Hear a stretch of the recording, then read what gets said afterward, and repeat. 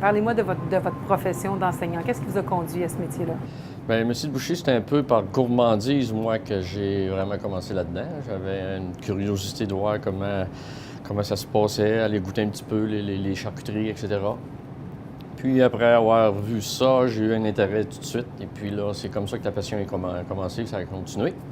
Et présentement, depuis, on va dire quelques années que j'enseigne, là, plus de 25 ans. Et puis, on fait un peu, là, dans le cours, on fait un petit peu de tout, là. On présente vraiment tout le métier, là, de la carcasse au débitage, etc. Donc, parlez-nous donc de ce programme-là. Comment de temps ça dure? Nous, notre programme, c'est un programme de 900 heures qui est maintenant réparti sur 600 heures à l'école et 300 heures en entreprise, qu'on appelle l'alternance travail-études. Donc, ça permet aux étudiants d'aller vraiment explorer ce qui se passe en industrie pendant son cours. Quels sont les défis de la profession? Parce qu'on remarque que cette année, c'est difficile de recruter quand même des élèves de plus en plus.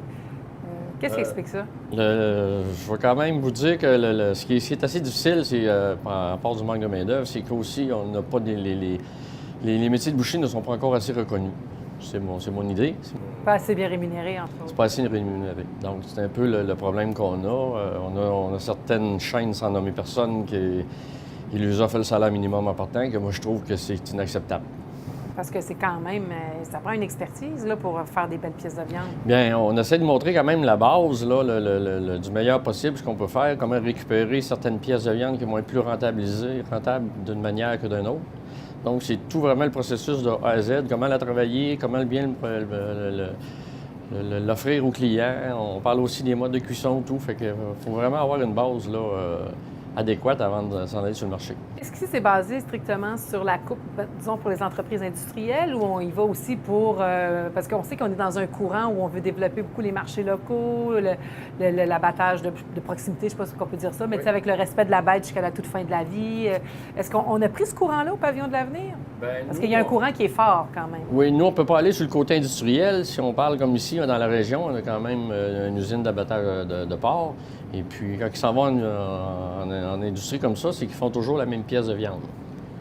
Tandis que nous, vraiment, on va parler du bœuf, du porc, l'agneau, le veau, le poulet, les dindes. On a même, pendant la chasse, on fait 15 jours de temps qu'on fait un petit peu de débitage là, pour montrer aux étudiants comment ça se passe. Wow. Fait que c'est vraiment artisanal, là. Oui, c'est vraiment artisanal. Puis ici, aussi au pavillon, on offre quand même des produits de charcuterie. On leur montre aussi à faire... notre jambon cuit, notre bacon, on fait notre saucisson, pepperoni, salami, on fait nos crotons, nos ailes de poulet. Donc aussi, on le montre dans ce marché ici que, comme moi, on a une vente par semaine tous les jeudis pendant l'année. On a à peu près entre 8 à 10 ventes par année. Et puis, il faut montrer à l'étudiant que si on n'a pas vendu une certaine pièce, moi, si je la mets dans les vidanges, ma pièce, je vais faire faillite demain matin. Donc, il faut transformer. C'est un peu aussi ce qu'on veut montrer. Donc, si un jour, quelqu'un dans mes étudiants qui veulent se partir à une boucherie ou n'importe quoi, ils vont pouvoir savoir un peu où s'enligner. Est-ce que vous sentez quand même qu'il y a un retour du boucher de proximité? Est-ce que dans tout ce courant-là... Je dirais depuis 2-3 ans, on a beaucoup de gens qui retournent là, pour une certaine qualité? À une meilleure qualité. Ils vont aller voir le cultivateur pour aller se vendre une bête puis l'acheter en couple ou... pour avoir vraiment un prix de moyenne, puis avec une bonne qualité aussi. Vous les faites faire où, vos stages, en général, pour les gens qui sortent d'ici? Bien, moi, je leur offre le choix d'aller où ce qu'ils veulent. Donc, je les laisse choisir. J'essaie qu'il y ait un peu la chaîne, un peu la boucherie artisanale, pour qu'ils voient au moins les deux côtés de la médaille. Mais souvent, moi, j'en ai un cette année qui vient de Matane, donc il va faire ses stages dans sa région. Il y a de la demande partout. Donc, taux de placement à 100 %, cependant, beaucoup de travail à faire sur la qualité des incitatifs là, pécuniers, on peut dire. Oui, on a beaucoup d'ouvrages. Et puis, si jamais il y aurait un ministère qui voudrait s'ouvrir à ça, qu'on ait des cartes à la boucherie, ça serait le monde idéal pour tous les bouchers que je connais qui sont là-dedans depuis 20-25 ans puis qui ont un salaire... Il faut le faire par passion, il faut aimer ça, exact, pas le choix. C'est quoi les aptitudes que ça prend pour ça? Bien, il faut aimer travailler debout, il faut aimer travailler au froid.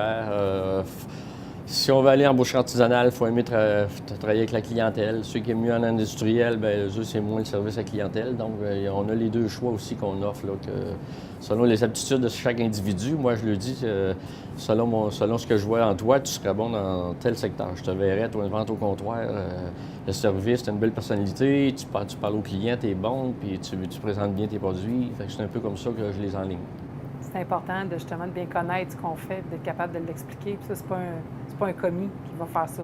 Non, exactement. Puis ici aussi, on offre beaucoup. Je fais beaucoup de dégustations avec les gens ici qui sont en boucherie. Ceux qui me connaissent vont savoir, tous ceux qui ont suivi le cours ici. Moi, tout ce qu'on fait ici, les étudiants, ils goûtent à tout. Donc, c'est important que si demain matin, vous venez ici, vous voulez avoir une information sur peu importe le produit, ils vont être capables de vous répondre, oui, celui-là, on y a goûté, c'est quoi vos goûts? Vous aimez ça piquant, vous aimez ça léger? Ça dépend toujours de ce qu'on parle, mais etc. Fait que c'est important pour moi qu'ils en sachent le plus possible. Donc, toi, tu es étudiante en boucherie, quand même une étudiante avec une certaine expérience parce que tu travailles aussi. Qu'est-ce qui t'a amené vers la boucherie? C'était plus pour faire les viandes froides maison, les petits pâtés, ces affaires-là. Savoir, premièrement, je suis un peu cuisinière, fait que savoir qu'est-ce que je cuisine, c'est quoi le morceau de viande que je prends pour cuisiner aussi. Puis, j'ai ma soeur qui a une épicerie, fait que c'était comme, ça allait de soi, là, ça allait avec, là, ouais. C'est de famille. Mais en fait, il faut que tu sois un petit peu comme entrepreneur quand même, parce que toi, dans le cas, tu t'en vas quand même dans l'entreprise de la famille. Oui, mais non, mais je pense que n'importe qui peut faire ça, là. Juste quelqu'un qui va à la chasse, là, c'est déjà pratique de savoir quand tu débites ta bête versus un bœuf ou quelque chose comme ça, c'est pareil. Mais est-ce que ça te vient justement du fait que tu parles de la chasse, que tu as vécu peut-être dans une famille? Aussi, non, moi, ça me vient plus de... On était assis autour d'une table, puis on jasait qu'il n'y avait plus beaucoup de bouchées, puis que c'était dur Ils ne savaient même pas s'ils allaient être capables comme de starter le cours ici. Fait que, on jasait. J'ai dit, crème, ça m'intéresse, je pense que je vais aller faire ça. Mais toi, c'est vraiment le côté artisanal, c'est ça que tu aimes? Oui, mais je me suis surpris à aimer aussi le fait que, tu sais, ce qu'on coupe, faire nos tornados, faire nos affaires, savoir qu'est-ce que tu vas faire avec ce que tu achètes à l'épicerie. On va au magasin, on va prendre le steak le plus beau, là, qui n'a rien dessus, mais en vrai, celui-là, avec des petites nervures blanches, est bien meilleur. Là. Et à quoi ça ressemble une journée à l'école de boucherie? Bien, on arrive le matin, à chaque jour, on fait, c'est jamais pareil. Là. Comme aujourd'hui, on fait le poulet, on a fait nos ailes de poulet, on a fait nos poitrines de poulet, on les fait mariner, on les enveloppe. Je dirais que c'est jamais pareil. Ça dépend des journées, ça dépend de ce que M. Cadoret a envie qu'on fasse. Ouais. Puis tu es la seule fille de la formation? Oui. Ça se passe comment être la seule fille? Et ça va super bien. Mes petits garçons sont vraiment gentils. Ouais. Ils t'écoutent? C'est toi qui gères la patente? Non, pas du tout. Pas du tout. Non, mais ils sont fins. Ils te laissent pas forcer après rien. Ils vont t'aider. Ils sont... oui. Ils sont avenants avec toi. Vraiment. OK. Tu peux peut-être nous parler que là, tu nous parles de ta journée. Bon, vous faites évidemment différentes coupes, mais il y a aussi une vraie boucherie. Vous avez fait du service à la clientèle, là. Oui. Qu'est-ce qu'on fait? On le vend à chaque jeudi. Bien, pas à chaque jeudi, mais on a des journées où c'est ouvert, quand nous, on se pratique, fait qu'on vend nos affaires. Vous êtes derrière le comptoir? Oui. On est tous là. Il y a une madame cette année qui vient nous aider à la caisse. Sinon, on est ici, on charrie la viande, on en fait en arrière. Oui, ça donne une bonne idée de ce que tu vas vivre, mais que tu arrives dans vrai game, mettons. Là. Avec les demandes. Ouais. Avec toutes les tendances qu'il y a, parce qu'on sait qu'il y a quand même une approche vers la viande qui tente à changer quand même hein, dans le courant en ce moment. Est-ce que les demandes sont différentes? Est-ce que vous voyez, est-ce que ça a un impact sur la façon dont vous devez travailler? Bien, souvent, quand on fait, faut apprendre, là, mettons, le rôti. Souvent, André nous dit tout, hey, avant ça, on faisait ça comme ça. On gardait les os après ça, on coupait ça de même. Maintenant, c'est plus fancy un petit peu. On veut plus de gras, on veut plus d'os, on veut vraiment juste la viande. Ouais. Que ça soit éthique. Ouais, vraiment. Merci beaucoup. Bien, de rien.